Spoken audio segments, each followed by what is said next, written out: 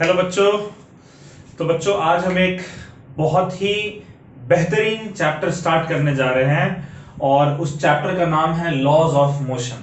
आप इसको Newton's laws of motion भी कह सकते हैं क्योंकि इसका जो पूरा का पूरा बेस है वो न्यूटन ने दिया था। तो बच्चों अभी तक जो फिजिक्स में 11th के हमने पढ़ा है वो हमने काइनेमैटिक्स के बारे में पढ़ा था। मैंने बताया था कि जो मैकेनिक्स हम पढ़ रहे हैं उस मैकेनिक्स को हम दो हिस्सों में क्लासिफाई करते हैं, काइनेमैटिक्स और डायनेमिक्स। काइनेमैटिक्स में मैंने बताया था कि हम एक ऑब्जेक्ट के मोशन को स्टडी करते हैं और वहां पर उस मोशन के पीछे की जो वजह है उस वजह को कंसीडर नहीं करते, सिर्फ ऑब्जेक्ट की मोशन को कंसीडर करते हैं। तो अगर आप एक ऑब्जेक्ट के मोशन को स्टडी कर रहे हो बिना उसके पीछे के वजह को कंसीडर करते हुए, कॉज को कंसीडर करते हुए, तो वो काइनेमैटिक्स था। वो हम पढ़ चुके हैं मोशन इन स्ट्रेट लाइन और motion in a plane chapter में। अब हम डायनेमिक्स की बात करेंगे इस चैप्टर में, यानी डायनेमिक्स मतलब मैकेनिक्स का वो पार्ट जहां आप जहां आप मोशन के बारे में तो पढ़ते ही हैं, लेकिन उस मोशन के रिगार्डिंग जो कॉज है, जो रीजन है उस मोशन का, उस रीजन को भी इंक्लूड करते हैं। तो इस चैप्टर में हम लोग डायनेमिक्स की भी बात करेंगे। अच्छा बच्चों, अभी तक आपने देखा है कि एक ऑब्जेक्ट का जो मोशन को हमने दो पार्ट्स में डिवाइड किया था। एक ऑब्जेक्ट का जो मोशन है वो दो कैटेगरीज में डिवाइड होता है, यूनिफॉर्म मोशन और नॉन यूनिफॉर्म मोशन।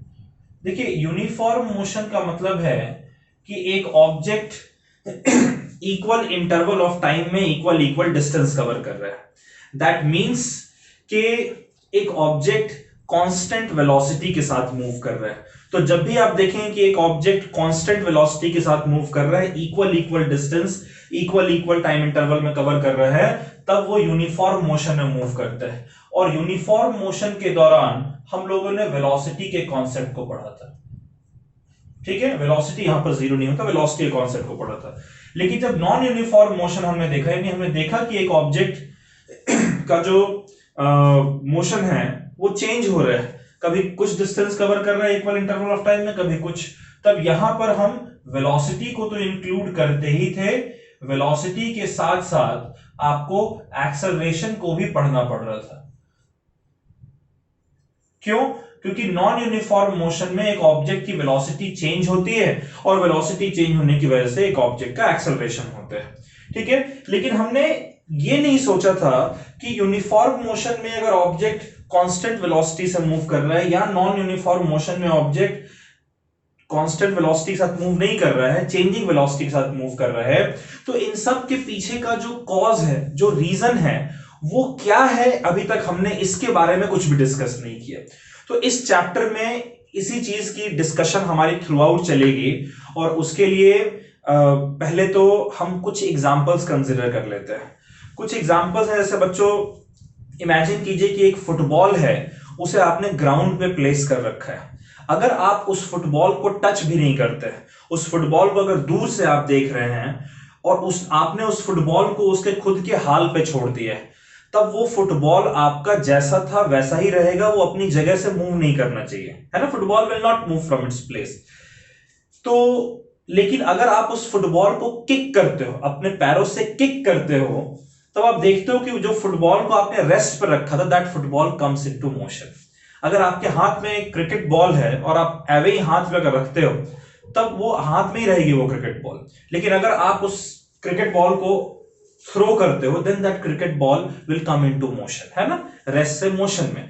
या फिर जब हवा चलती है और जब वो हवा जाकर और पेड़ की टहनियों से और पत्तों से टकराती है, तब उस केस में क्या आप देखते हो कि जो पत्ते होते हैं या फिर जो टहनियां हैं, दे स्टार्ट मूविंग, है ना। अगर हवा ना चले, ना टकराए, तब वो सारे रेस्ट पर होते हैं। तो इस तरीके के छोटे छोटे एग्जाम्पल्स हैं। सपोज करो कि एक बच्चा है, वो साइकिल चलाकर जा रहा है, मोशन में है।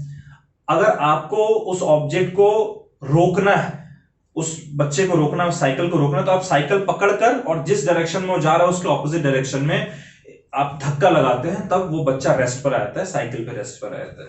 अच्छा, अगर आप सपोज करो कि आपके पास एक बॉल है या स्टोन है, उसे आपने जमीन पर रखा है तो वो रेस्ट पे होगा। लेकिन उसी को अगर आप पहले माले, दूसरे माले या तीसरे माले पर ले जाकर और बालकनी के बाहर अगर आप उस स्टोन को छोड़ देते हैं तो आप देखते हैं कि that stone which is at rest, it comes into motion, it falls towards the earth. हर एक केस में आप देखिए कुछ ना कुछ वजह है जिस वजह से ये ऑब्जेक्ट्स जो रेस्ट पर थे वो मोशन में आ जा रहे हैं, या फिर जो मोशन में थे वो रेस्ट पर आ जा रहे हैं। क्या वजह है, क्या रीजन है, क्या कॉज है, इसको समझिए। Football which is at rest comes into motion. जब आप उसे किक करते हो तो किक करने के दौरान आपने किया क्या, आपने एक फोर्स लगाया है फुटबॉल पे। जब आप क्रिकेट बॉल जो कि आपके हाथ में रेस्ट पर उसे थ्रो करते हो, तब थ्रो करने के दौरान आप अपने मसल से एक एक्शन परफॉर्म करते हो, फोर्स लगाते हो, जिस वजह say that ball comes into motion. जब हवा चलती है और जाकर पेड़ की टहनियों और पत्तों से टकराती है, तब it exerts a force on them, जिस वजह से वो मूव करने लगते हैं, है ना। अगर आप स्टोन को ऊपर ले जाकर और लाकर और रिलीज करते हो तो अर्थ जो है उस पर फोर्स लगाकर उसे अपनी तरफ पुल करता है, तो इस दौरान उस पर फोर्स लगता है जिस वजह से वो रेस्ट से मोशन में आ जा रहा है। या बच्चा जो साइकिल चला रहा था, आपने उसके साइकिल को पकड़कर पीछे की तरफ जब पुश किया, ठीक है, जब पुल किया, तो उस दौरान क्या हुआ, आपने एक फोर्स लगाया जिस वजह से वो मोशन से रेस्ट पर आ जा रहा है। तो आप देख रहे हैं कि एक ऑब्जेक्ट जो रेस्ट पर है वो मोशन में आ जा रहा है, या जो मोशन में है वो रेस्ट पर आ जा रहा है जब आप उसके ऊपर एक एक्शन परफॉर्म करते हो। ये एक्शन आपका फोर्स है। यानी फोर्स वो वजह है, वो कॉज है, वो रीजन है जिस वजह से एक ऑब्जेक्ट अपने स्टेट को बदल पाता है। स्टेट का मतलब उस ऑब्जेक्ट की जो अवस्था है, यानी जो ऑब्जेक्ट अवस्था मतलब चाहे वो रेस्ट पर अगर है तो आप बोलेंगे कि ये तो ऑब्जेक्ट रेस्ट पर, इसका स्टेट रेस्ट है। या जो ऑब्जेक्ट मूव कर रहा है आप कहेंगे कि इसका स्टेट मोशन है। तो रेस्ट से मोशन या मोशन से रेस्ट ऑब्जेक्ट तभी आ पाता है जब आप उस पर एक एक्शन परफॉर्म करते हैं, आप उस पर एक फोर्स लगाते हैं। अब ये जो फोर्स आप लगा रहे हैं, ठीक है, तो कॉज बिहाइंड मोशन जो है बच्चों, cause behind motion, what is the cause behind motion? Cause behind motion is force. आप किसी भी एक ऑब्जेक्ट के ऊपर अगर फोर्स लगाएंगे तब वो ऑब्जेक्ट रेस्ट से मोशन में आएगा या फिर मोशन से रेस्ट पर आएगा, ठीक है। तो ये जो फोर्स है बच्चों, इस फोर्स को भी हम लोग दो कैटेगरीज में बांटते हैं, डिपेंडिंग कि वो किस तरीके से एक ऑब्जेक्ट के ऊपर एक्ट करता है। फोर्स को आप दो कैटेगरीज में बांटते हो, contact force and non contact force. Non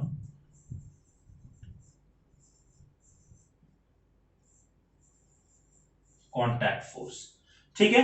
तो आप सोच रहे हो कॉन्टैक्ट फोर्स, जैसा कि नाम बता रहा है, कोई भी फोर्स जब किसी ऑब्जेक्ट के ऊपर तब लगता है जब वो ऑब्जेक्ट उसके कांटेक्ट में है। जैसे फुटबॉल के कांटेक्ट में जब आपका पैर आता है, then it comes into motion. अगर बिना आप हवा में ऐसी पैर अगर आप मूव करते हैं और फुटबॉल कहीं और है, it will not come into motion. Cricket ball आपके हाथ में कांटेक्ट में है, तभी आप फोर्स लगाते हैं, it comes into motion. Air comes into contact with leaves और ब्रांचेस, तभी it comes into motion. Bicycle के कांटेक्ट में आप आ रहे हैं, तभी आप उसको मोशन से रेस्ट पर ला पा रहे हैं, आप फोर्स लगा पा रहे हैं उस पर, है ना।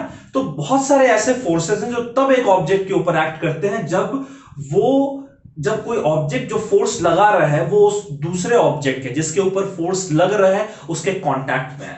वहीं कुछ फोर्सेस ऐसे भी हैं जो किसी दूसरे ऑब्जेक्ट के ऊपर एक फोर्स लगाते हैं बिना कांटेक्ट में आए हुए।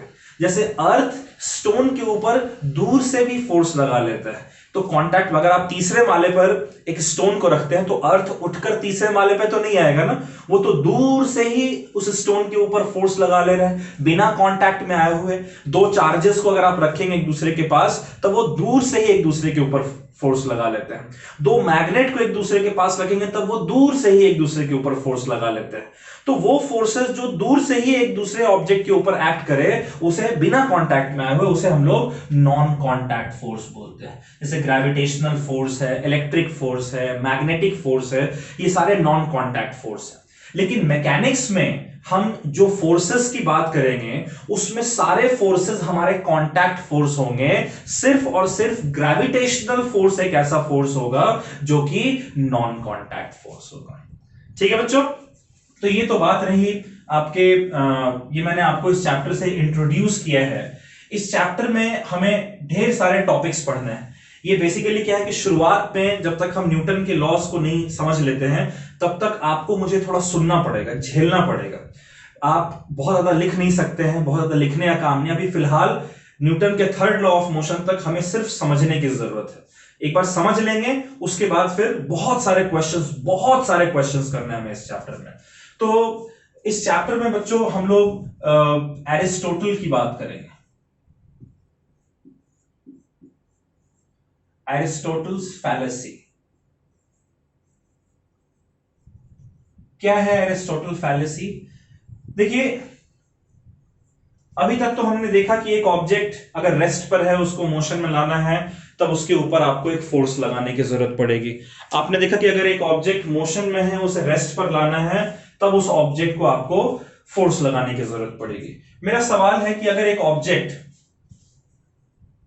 ऑब्जेक्ट यूनिफॉर्म मोशन में कांस्टेंट वेलोसिटी के साथ मूव कर रहा है, if an object is moving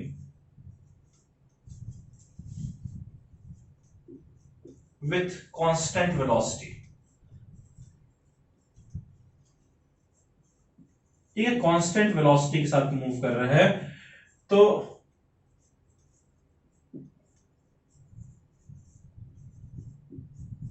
does it require a force? ठीक है, ये एक सवाल है, छोटा सवाल है। देखिए, बहुत इंटरेस्टिंग कहानी है और वो कहानी मैं आपको बहुत सारे छोटे छोटे फॉर्म्स में सुनाऊंगा। तो देखिए, हुआ ऐसा कि जो ये लॉज ऑफ मोशन हम पढ़ रहे हैं, जो मैकेनिक्स पढ़ रहे हैं, इसकी शुरुआत दरअसल एरिस्टोटल ने की थी।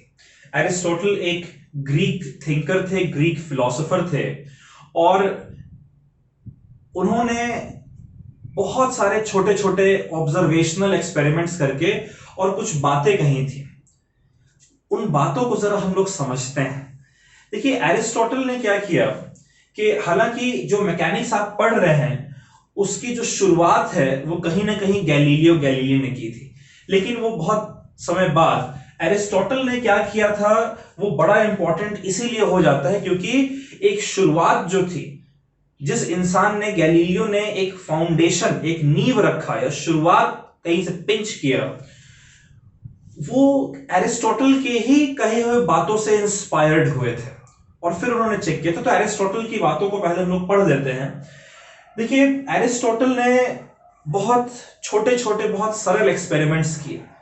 उन एक्सपेरिमेंट्स में उन्होंने चीजों को ऑब्जर्व किया और उस ऑब्जर्वेशन से उन्होंने एक कंक्लूजन पर वो आए जिसे उन्होंने स्टेटमेंट के फॉर्म में लिखा। वो स्टेटमेंट इतना महत्वपूर्ण हो गया कि उस स्टेटमेंट पे बेस्ड एक फिजिक्स की एक बहुत लंबी चौड़ी पढ़ाई शुरू हो गई। ठीक है, तो एरिस्टोटल ने किया क्या, इस सवाल का जवाब यहीं से शुरू होता है। देखिए, एरिस्टोटल ने बहुत छोटे छोटे एक्सपेरिमेंट्स किए, जिन एक्सपेरिमेंट्स में उन्होंने किसी ऑब्जेक्ट को जमीन पे रख दिया और दूर से उस ऑब्जेक्ट को उन्होंने ऑब्जर्व किया। उन्होंने देखा कि एक ऑब्जेक्ट जो किसी जगह पर रखा हुआ है, एक ऑब्जेक्ट जो रेस्ट पर है, अगर उस ऑब्जेक्ट को उसके हाल में छोड़ दिया जाए, उसके साथ कोई धक्का मुक्की ना की जाए, उस पर कहीं से कोई फोर्स ना लगाया जाए, तब जो ऑब्जेक्ट रेस्ट पर है वो ऑब्जेक्ट हमेशा रेस्ट पर रहना चाहता है। ठीक है, तो जो ऑब्जेक्ट एरिस्टोटल ने देखा कि बहुत सारे ऑब्जेक्ट्स के एक्सपेरिमेंट किए उन्होंने, बहुत सारे ऑब्जेक्ट को अलग अलग समय पर उन्होंने रखा और उस ऑब्जेक्ट को जब उन्होंने उसके हाल पे छोड़ दिया तब उन्होंने देखा कि वो ऑब्जेक्ट जो रेस्ट पर था वो रेस्ट पे ही रहता है। ठीक है, जैसे एक एग्जांपल के तौर पे समझिए कि सपोज करिए कि हमारे पास एक कोई टॉय कार है। ठीक है, उस टॉय कार को अगर हम जमीन पर रख देंगे तो that toy car will be at rest. अगर आप उस टॉय कार को बिल्कुल भी नहीं छेड़ते हैं, आप उसको टच भी नहीं करते हैं, वो टॉय कार वहीं पर उसी जगह पर अपना रेस्ट पर रहेगा। इस तरीके से हर एक ऑब्जेक्ट को आप देखिएगा, जो ऑब्जेक्ट अगर अपने हाल पर रखा हुआ है तो वो ऑब्जेक्ट हमेशा रेस्ट पे रहेगा।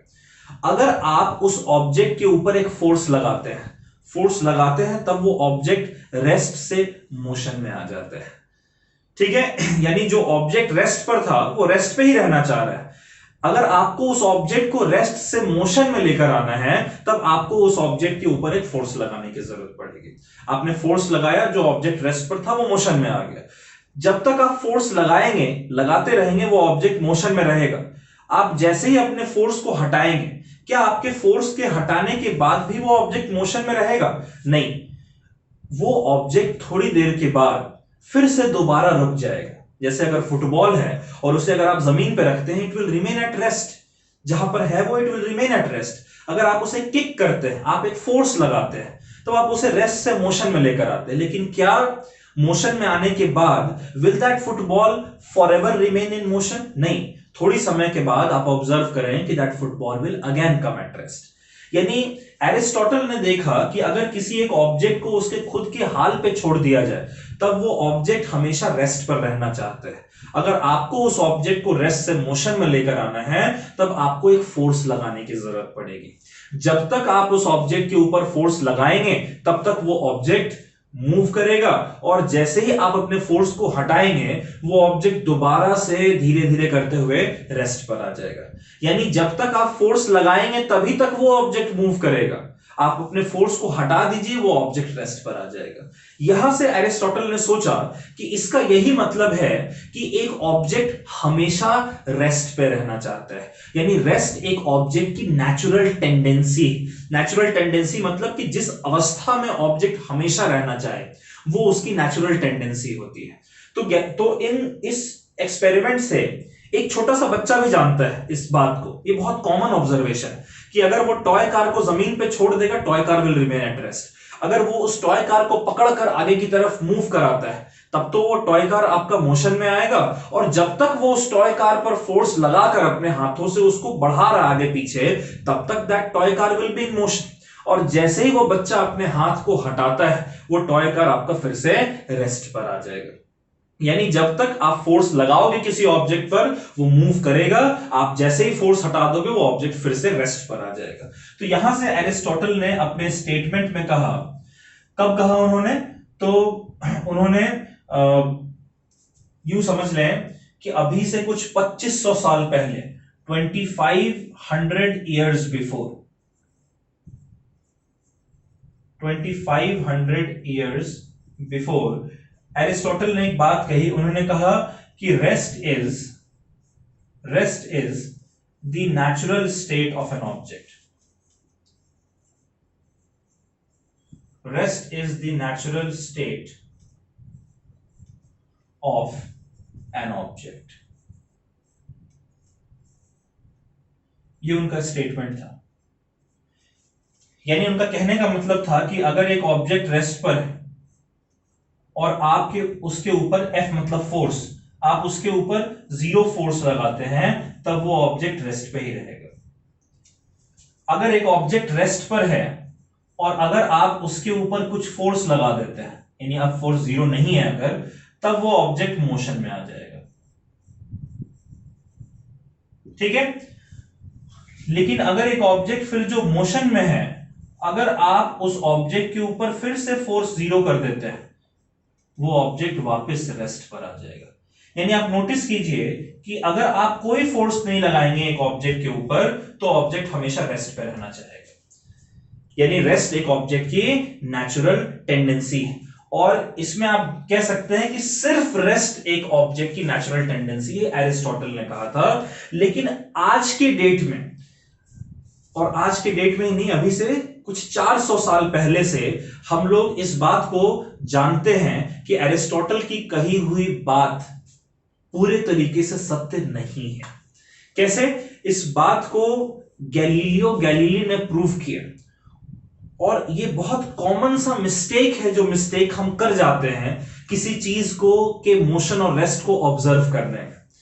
क्या चूक हुई एरिस्टोटल से, इस चूक को भी आप समझिए।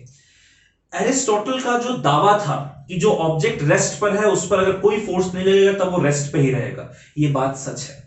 अगर आपको उस ऑब्जेक्ट को रेस्ट से मोशन में लाना है तो आपको कुछ फोर्स लगाना पड़ेगा, ये बात भी सच है। लेकिन ये आखिरी बात जो है वो एरिस्टोटल की गलत है।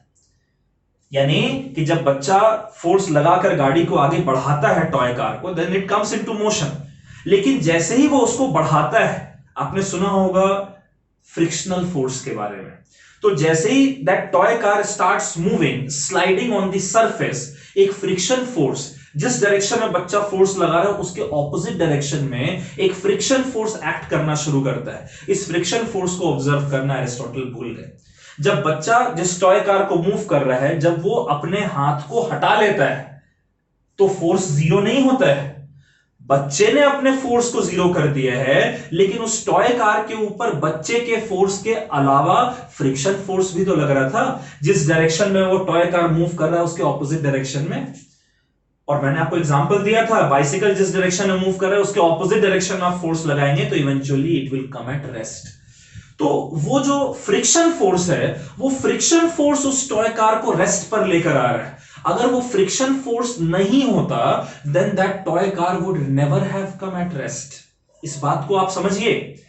एरिस्टोटल जो कह रहे थे कि बच्चे ने अपने फोर्स को हटा दिया तो फोर्स जीरो हो गया, गलत है। बच्चे ने अपने फोर्स को हटाया है, लेकिन जमीन ने अपने फोर्स को नहीं हटाया है, ग्राउंड ने अपने फोर्स को नहीं हटाया, फ्रिक्शन फोर्स जीरो नहीं हुआ है।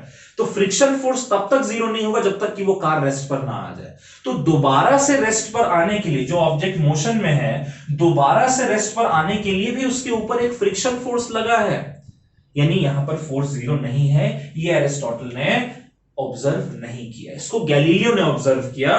तो गैलीलियो ने इस बात को ऑब्जर्व करके और एरिस्टोटल की बात को गलत प्रूफ कर दिया। क्या है वो गैलीलियो के एक्सपेरिमेंट्स, उसे हम लोग समझेंगे। आप पहले इसको नोट कर लें।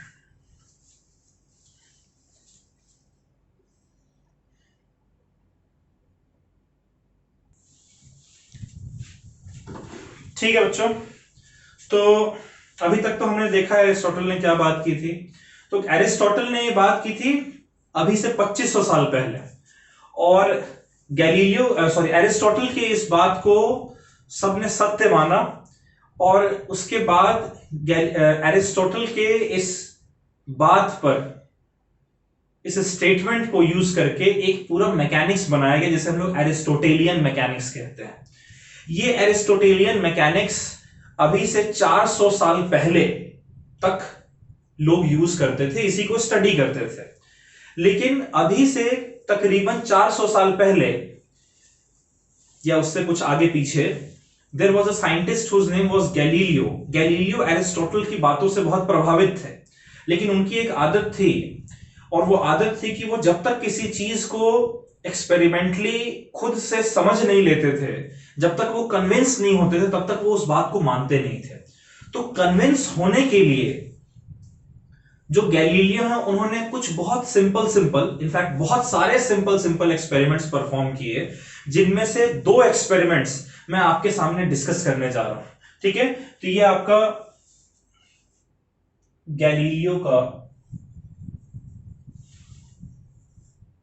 Galileo's law of inertia. Galileo's law of inertia. ठीक है, क्या है भाई गैलीलियोज लॉ ऑफ इनर्शिया, और इनर्शिया होता क्या है, इसको हम लोग समझेंगे इस टॉपिक में। देखिए, गैलीलियो ने एरिस्टोटल की कही हुई बात को हजम करने के लिए उन्होंने बहुत सारे एक्सपेरिमेंट्स किए। उनमें से एक एक्सपेरिमेंट हमारा है एक्सपेरिमेंट ऑन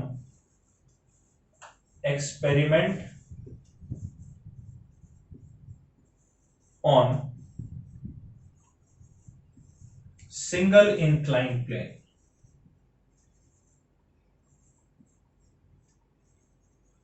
इंक्लाइन प्लेन बचपन में आप सब पार्क में खेलने गए होंगे।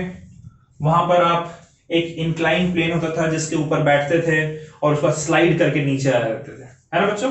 तो गैलीलियो ने उस इंक्लाइन प्लेन के ऊपर एक्सपेरिमेंट किया। उन्होंने एक इंक्लाइन प्लेन लिया और इस इंक्लाइन प्लेन के टॉप के ऊपर एक बॉल को प्लेस कर दिया।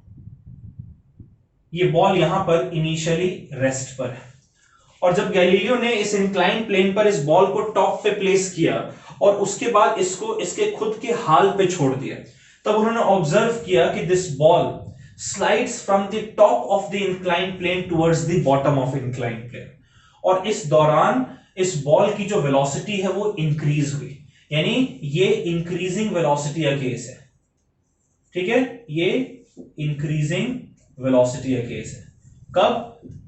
तो जब एक ऑब्जेक्ट इंक्लाइन प्लेन पे ऊपर से नीचे की तरफ मूव करता है, तब गैलीलियो ने देखा कि उसकी जो वेलोसिटी है वो इंक्रीज होती है, उसकी जो स्पीड है वो इंक्रीज होती है। ठीक है, उसके बाद इसी इंक्लाइन प्लेन के ऊपर गैलीलियो ने इस बॉल को नीचे की तरफ प्लेस किया और कुछ इनिशियल वेलोसिटी u प्रोवाइड किया। उन्होंने ऑब्जर्व किया कि ऊपर आते आते तक किसी हाइट पर this ball comes at rest. तो रेस्ट पर आने का मतलब क्या है कि उस बॉल की वेलोसिटी धीरे धीरे डिक्रीज हो रही होगी। तो गैलीलियो ने ऑब्जर्व किया कि अगर एक ऑब्जेक्ट को हम इंक्लाइन प्लेन पे नीचे से ऊपर की तरफ भेजते हैं, तब उस केस में उसकी वेलोसिटी डिक्रीज होती है। तो ये जो केस हमारा हो गया, ये हो गया डिक्रीजिंग वेलोसिटी केस। ठीक है, तो गैलीलियो ने क्या ऑब्जर्व किया? गैलीलियो ने ऑब्जर्व किया कि अगर हम एक इंक्लाइन प्लेन पे किसी ऑब्जेक्ट को ऊपर से नीचे की तरफ थ्रो करते हैं या मतलब रिलीज करते हैं, तो उस दौरान उस ऑब्जेक्ट की वेलोसिटी इंक्रीज होती है, और अगर नीचे से ऊपर की तरफ भेजते हैं तब उस केस में उस ऑब्जेक्ट की वेलोसिटी डिक्रीज होती है। तो गैलीलियो ने आर्ग्यू किया कि अगर इसी इंक्लाइन प्लेन को हम लिटा दें, इस तरीके से हॉरिजॉन्टली रखते हैं, और इस हॉरिजॉन्टल प्लेन के ऊपर एक सेम बॉल को रखकर इसे अगर हम कुछ इनिशियल वेलोसिटी u प्रोवाइड करते हैं, तो चूंकि ये हॉरिजॉन्टल प्लेन है, हर जगह इसका लेवल सेम है, इसीलिए this ball will not go from higher level to lower level. ज्यादा हाइट से कम हाइट की तरफ तो जाना नहीं इसे, इसलिए इंक्रीजिंग वेलोसिटी या केस इसमें होगा नहीं। अच्छा, इसे नीचे से ऊपर भी नहीं जाना है, सेम लेवल पे रहना है, तो डिक्रीजिंग वेलोसिटी या केस भी नहीं होगा। यानी गैलीलियो कन्विंस थे कि अगर हॉरिजॉन्टल प्लेन पर हम इस बॉल को मूव करेंगे तो ना तो इसकी वेलोसिटी इंक्रीज होगी और ना ही इसकी वेलोसिटी डिक्रीज होगी, लेकिन ये मोशन में तो होगा। तो अब याद कीजिए हमने क्या पढ़ा था कि वेलोसिटीज किस किस तरीके से हो सकती है। या तो वेलोसिटी आपकी इंक्रीज हो समय के साथ, या वेलोसिटी आपकी डिक्रीज हो। ये दोनों केस आपका एक्सेलरेशन का केस है। ठीक है, एक केस में एक्सेलरेशन पॉजिटिव और इस केस में एक्सेलरेशन नेगेटिव, लेकिन दोनों एक्सेलरेशन का केस है। ठीक है, तो या तो वेलोसिटी इंक्रीज होगी, या तो वेलोसिटी डिक्रीज होगी, या फिर वेलोसिटी कांस्टेंट होगी, है ना। तो यहां पर जब हॉरिजॉन्टल प्लेन पे मूव कर रहा है तो ऊपर से नीचे नहीं जा रहा है, इसलिए वेलोसिटी इंक्रीज नहीं होगी, नीचे से ऊपर नहीं जा रहा है यहां पर, इसलिए वेलोसिटी डिक्रीज भी नहीं होगी। यानी ना तो इस हॉरिजॉन्टल प्लेन पे मूव करते वक्त ना तो उस ऑब्जेक्ट की वेलोसिटी इंक्रीज हो रही है, ना तो डिक्रीज हो रही है, यानी वेलोसिटी चेंज नहीं हो रही है। इसलिए इस हॉरिजॉन्टल प्लेन पर जो ऑब्जेक्ट है उसे कांस्टेंट वेलोसिटी के साथ मूव करना चाहिए। अब कांस्टेंट वेलोसिटी का मतलब क्या है कि उस ऑब्जेक्ट की वेलोसिटी जो है वो समय के साथ चेंज नहीं हो रही है। और अगर ऑब्जेक्ट की वेलोसिटी समय के साथ चेंज होगी ही नहीं, और अगर वो मोशन में है, तो वो जिंदगी भर उसी स्ट्रेट लाइन में मोशन में होना चाहिए, क्योंकि अगर वो अपनी स्पीड को कम करता है तो भी वेलोसिटी चेंज हो जाएगी, कांस्टेंट वेलोसिटी होगा नहीं। अगर वो अपने डायरेक्शन को बदल लेता है तो भी वेलोसिटी वेक्टर क्वांटिटी वो चेंज हो जाएगी। यानी कि इस केस में ऑब्जेक्ट को यूनिफॉर्म मोशन, इस केस में ऑब्जेक्ट को uniform motion in a straight line, uniform motion in a straight line में मूव करना चाहिए, और कभी भी इसे रेस्ट पे नहीं आना चाहिए। अगर इस पर कोई फोर्स नहीं लगेगा तो इसे कभी भी रेस्ट पर नहीं आना चाहिए इस केस में।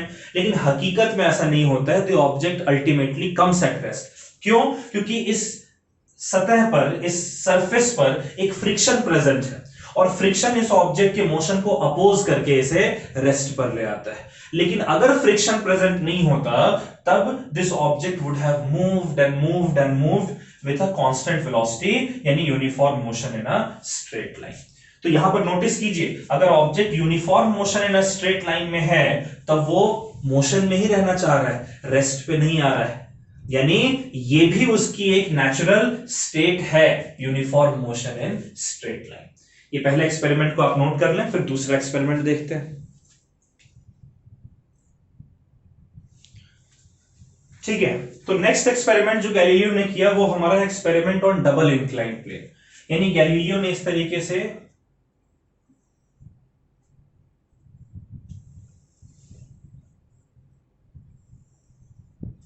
इंक्लाइन प्लेन लिया। ठीक है, देखिए ये एक इंक्लाइन है और ये एक इंक्लाइन है, और इन दोनों इंक्लाइन प्लेन को कुछ इस तरीके से लिया कि ये दोनों इंक्लाइन प्लेन आइडेंटिकल थे, यानी अगर ये वाला इंक्लाइन प्लेन हॉरिजॉन्टल से थीटा एंगल उठा हुआ था तो दूसरा वाला इंक्लाइन प्लेन भी हॉरिजॉन्टल से थीटा एंगल ही उठा हुआ था। और उन्होंने क्या किया कि इस इंक्लाइन प्लेन के ऊपर एक बॉल को प्लेस किया और रिलीज कर दिया। हम जानते हैं कि यहां पर the ball will move in the downward direction, और ठीक है कुछ कह दीजिए हाइट h हाइट से उन्होंने रिलीज किया। ठीक है, तो हम जानते हैं कि when the ball will move down the incline उसकी वेलोसिटी इंक्रीज होगी, इंक्रीज होते होते होते this ball will come over here. ठीक है, अब यहां पहुंचने के बाद जितनी वेलोसिटी उसकी हो गई है उसी वेलोसिटी से the ball will move in the forward direction, और उसके बाद फिर यहां के बाद उसे इस इंक्लाइन के ऊपर चढ़ना, सेकेंड इंक्लाइन के। और हम जानते हैं कि सेकेंड इंक्लाइन के ऊपर चढ़ने में, ऊपर की तरफ जाने में उस बॉल की वेलोसिटी कम होगी। कम होते होते इवेंचुअली किसी हाइट पर पहुंचकर the ball will come at rest. Galileo ने ऑब्जर्व किया कि अगर हम फ्रिक्शन को बहुत कम कर दें तो आप इस चीज को देख सकते हैं कि पहले इंक्लाइन पे जिस हाइट पर आपने बॉल को रिलीज किया था दूसरे इंक्लाइन पे भी एग्जैक्टली उसी हाइट पर आकर और बॉल जो है वो रेस्ट पर आती है। गैलीलियो ने समझा कि ठीक है ऐसा इसीलिए हुआ होगा क्योंकि हमने दोनों इंक्लाइन बिल्कुल आइडेंटिकल लिए हैं। ठीक है, तो अब गैलीलियो ने क्या किया कि पहले इंक्लाइन को तो एज इट इज रखा, लेकिन दूसरे इंक्लाइन को गैलीलियो ने अब टिल्ट कर दिया। ठीक है, दूसरे इंक्लाइन को थोड़ा टिल्ट कर दिया, यानी ये जो केस था यहां पर थीटा, अगर इसको मैं थीटा 1 कह दूं, इसको थीटा 2 कह दूं, तो थीटा 1 और थीटा 2 दोनों बराबर थे। तब जिस हाइट से बॉल को रिलीज किया गया पहले इंक्लाइन पे, दूसरे इंक्लाइन पर the ball comes at rest only after reaching the same height. अब सेकेंड केस में अगर ये इंक्लाइन का एंगल आपका थीटा है तो गैलीलियो ने इसको थीटा 1 एंगल कर दिया, यानी कि इसे थोड़ा सा और हॉरिजॉन्टल की तरफ शिफ्ट कर दिया। ये केस हमारा है जहां पर कि थीटा आपका थीटा 1 से बड़ा है। क्लियर है? और फिर से h हाइट से, किसी हाइट h से उन्होंने फर्स्ट इंक्लाइन प्लेन पे बॉल को रिलीज किया। गैलीलियो के सरप्राइज के लिए the ball on the second incline plane again reach the height h। Ball फिर से सेकेंड इंक्लाइन पे h हाइट पहुंचकर ही रेस्ट पर आती है। दूसरे इंक्लाइन पर अब उसे थोड़ा ज्यादा डिस्टेंस ट्रैवल करना पड़ रहा है, लेकिन बॉल को वो मंजूर है, but it is coming at rest only after attaining the same height. जिस हाइट से पहले इंक्लाइन पर ड्रॉप किया गया था उसी हाइट पर आकर बॉल रेस्ट पे आती है। इसके बाद गैलीलियो ने इस एक्सपेरिमेंट को और आगे बढ़ाया, इस इंक्लाइन को और झुका दिया, इस इंक्लाइन को और इस तरीके से टिल्ट कर दिया, और फिर से सेम एक्सपेरिमेंट को परफॉर्म किया। तो गैलीलियो ने ऑब्जर्व किया कि अब बॉल और ज्यादा डिस्टेंस ट्रैवल कर रही है, लेकिन it is coming at rest only after reaching the same height. और ज्यादा इंक्लाइन को झुका दिया, फिर से ऑब्जर्व किया, फिर से देखा कि ball is again reaching the same height before coming at rest. भले ही बॉल को ज्यादा डिस्टेंस ट्रैवल करने की जरूरत पड़ रही है, but the ball is coming at rest only after attaining the same height. तो यहां से गैलीलियो ने आर्ग्यू किया कि अगर मैं सेकेंड इंक्लाइन को कंप्लीटली हॉरिजॉन्टल कर दूं और फिर मैं फर्स्ट इंक्लाइन पे जो कि थीटा एंगल से इंक्लाइन है, ठीक है, अगर मैं इसके h हाइट से एक बॉल को रिलीज करूं और दूसरा इंक्लाइन हमारा हॉरिजॉन्टल है बिल्कुल इंफिनिटी तक, तब यहां से नीचे मूव करते वक्त इसकी वेलोसिटी बढ़ेगी, बढ़ते बढ़ते it will come at horizontal surface, और हॉरिजॉन्टल सरफेस पर अगर इसकी वेलोसिटी v है तो उस केस में इस बॉल की को किस चीज की तलाश है? जिस हाइट से उसे ड्रॉप किया गया था उसी हाइट की तलाश है ना। हर बार सेम हाइट उसे चाहिए रेस्ट पर आने के लिए, रुकने के लिए। तो अब बॉल इस हॉरिजॉन्टल प्लेन पर मूव करेगी सेम हाइट को ढूंढने के लिए, लेकिन चूंकि ये प्लेन हॉरिजॉन्टल है, इसका हाइट कभी भी इंफिनिटी तक h हो ही नहीं रहा है, इसीलिए जब तक हाइट h नहीं होगा तब तक तो बॉल को रेस्ट पर आना ही नहीं है किसी केस में। तो यहां से गैलीलियो ने आर्ग्यू किया ये शो नहीं किया, आर्ग्यू किया कि इसका मतलब कि अगर कभी भी ये हाइट h हम नहीं पहुंचने देंगे, इसका मतलब कि this ball should never come at rest. ठीक है, लेकिन प्रैक्टिकल लाइफ में फ्रिक्शन है जो कि इसके मोशन को अपोज करके उसे रेस्ट पर लेकर आ जाता है। तो यहां पर भी देखिए बॉल आपकी सेम वेलोसिटी से मूव करती चली जाएगी, रेस्ट पर नहीं आएगी। कब तक रेस्ट पर नहीं है? जब तक उस पर एक फोर्स नहीं लग रहा है। तो जब बॉल मोशन में है और उस बॉल को रेस्ट पर लाना है, तब भी आपको एक फोर्स लगाना पड़ रहा है। अगर आप कोई फोर्स नहीं लगाएंगे then the ball will not come at rest. तो यहां से गैलीलियो ने लिखा कि a ball an object at rest remains at rest, है ना? an object at rest remains at rest if the force applied is equals to 0। और उसी तरीके से उन्होंने लिखा कि an object in motion remains in uniform motion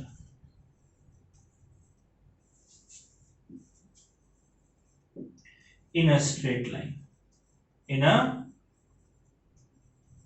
straight line if force applied on it is equals to 0। Galileo ने कहा कि जो ऑब्जेक्ट रेस्ट पर है अगर उस पर कोई फोर्स नहीं लगाओगे तब वो रेस्ट पे ही रहेगा, जो ऑब्जेक्ट मोशन में है अगर उस पर कोई फोर्स नहीं लगाओगे तब वो uniform motion in straight line में ही रहेगा। यानी अगर आपने कोई फोर्स नहीं लगाया तब ऑब्जेक्ट अपने रेस्ट के स्टेट को नहीं छोड़ेगा। यानी पहला पॉइंट के rest is natural state of object. लेकिन दूसरे स्टेटमेंट में गैलीलियो ने यह भी शो किया कि uniform motion in straight line, uniform motion in straight line is also natural state of object. तो ये दो नेचुरल स्टेट एक ऑब्जेक्ट के होते हैं, रेस्ट और मोशन नहीं, रेस्ट और uniform motion in a straight line, ये आप बोलेंगे। अगर आप uniform motion in straight line नहीं बोलेंगे तो वो गलत हो जाएगा। तो यहां से गैलीलियो ने क्या शो किया? गैलीलियो ने शो किया कि एक ऑब्जेक्ट की हमेशा ये टेंडेंसी होती है, हमेशा उसकी ये जिद है, आप कह लें कि जिस अवस्था में वो है वो उसी अवस्था में रहना चाहता है। यानी अगर रेस्ट पर है तो रेस्ट पे ही रहना चाहेगा, अगर मोशन में है तो uniform motion in straight line में ही रहना चाहेगा। अगर आपको उसको रेस्ट से मोशन में लाना है तो फोर्स लगाना पड़ेगा, जोर जबरदस्ती करनी पड़ेगी। अगर उसे uniform motion in straight line से रेस्ट पर लाना है तो भी फोर्स लगाना पड़ेगा। यानी ऑब्जेक्ट कभी नहीं चाहता अपने स्टेट को चेंज करना। ये जो प्रॉपर्टी एक ऑब्जेक्ट की होती है इसे हम लोग इनर्शिया कहते हैं। वो प्रॉपर्टी जिसकी वजह से ऑब्जेक्ट जिस स्टेट में है उस स्टेट के चेंज को वो अपोज करता है, यानी जिस स्टेट में है उसी स्टेट में रहना चाहता है, उसे हम लोग इनर्शिया कहते हैं। तो पहले आप इसको नोट कर लीजिए, फिर मैं लिखकर आपको देता हूं।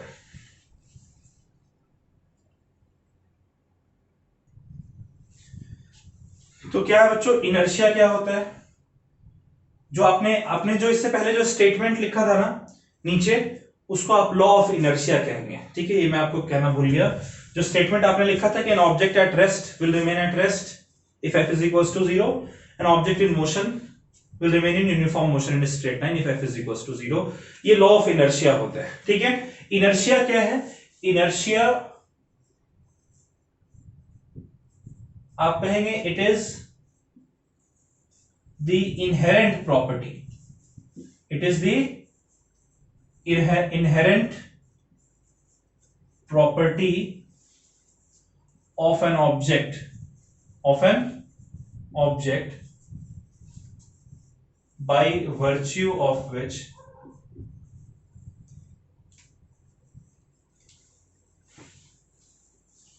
it opposes, by virtue of which it opposes any change in its state.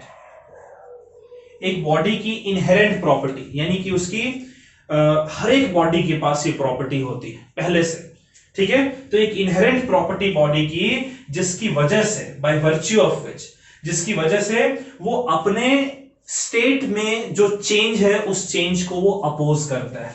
और ये इनर्शिया होता क्यों है? It is due to the mass of an object. It is due to the mass of an object. ये किसकी वजह से है? एक ऑब्जेक्ट के मास की वजह से होता है।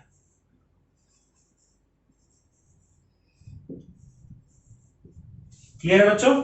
तो इनर्शिया जो है वो आप बेसिकली उसको लिख सकते हैं कि दो कैटेगरीज में आप बांट सकते हैं। एक होता है inertia of rest, inertia of rest, और दूसरा होता है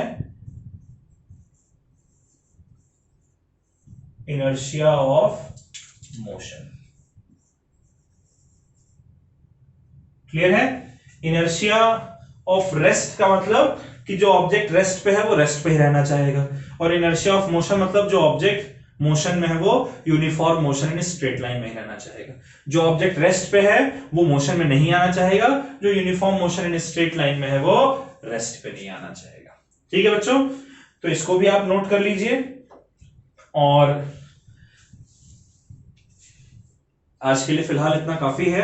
अगले लेक्चर में जब हम मिलेंगे तो न्यूटन के लॉज की बात करेंगे, इंटरेस्टिंग है। ठीक है, नोट कर लें।